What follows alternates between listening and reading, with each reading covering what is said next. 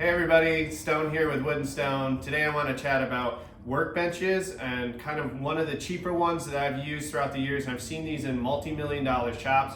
A lot of times in these big shops, we use more of what I would consider kind of an assembly bench. Just a big flat surface that's really solid so we can clamp things flat to it. This also works really well for outfeed tables.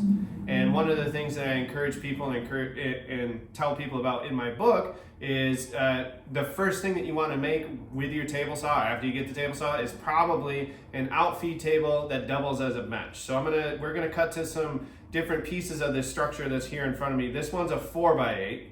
And basically that's because that's the biggest sheet that I can reasonably get without special ordering something. But it works really well in our size shop. You could make this a 2x2, a 4x4. I would say a 2x6 is probably the minimum that you're gonna want for an outfeed table, just because if you're pushing an 8-foot piece through, the table itself will hold the piece without it tipping while it's coming off of a table saw. If you make it 4 feet long, then you're gonna have extra weight hanging over the edge and it'll tilt up, causes some safety issues, some frustration, all that kind of stuff. So I really like this as an idea, as an outfeed table and a workbench.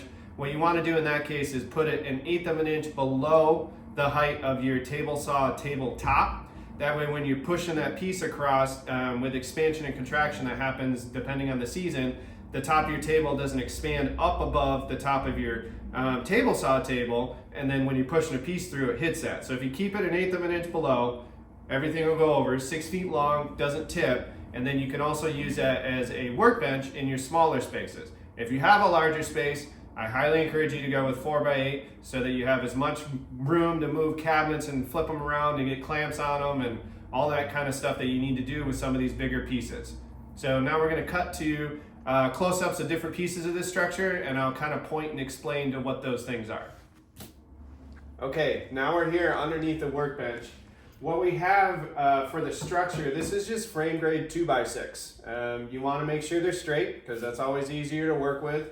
But basically, you want your workbench height to be at least 36 inches. If you're taller, so 36 inches is about countertop height. If you're a taller person, you definitely want it a little bit higher. I'm 6'2", so I always like my bench a little bit higher so your back's standing up straight. The caveat to that is obviously the outfeed table that I talked about earlier. So you're gonna have to decide what you need in your shop. But we use 2x6s underneath for the structure. There's a skirt that goes around. Where you skirt's not necessarily important, other than you want on the back side here, I have 3 screws, 1, 2, 3, and then on the side I have 2. So we're creating that cross interlink strength there. You don't have to glue it. And then on the bottom, this is one that I've used, a style that I've used, which is basically a skirt all the way around. We've switched this to have just the cross beams and then one up the center. And then I use some 4-wheel dollies underneath and put toolboxes on them so we have storage. That's at my other shop, but it's a different idea. So you can use these for quite a few different things, and they're very adaptable depending on the situation. Then you take a piece of actual plywood and you screw that down into the skirt from the top.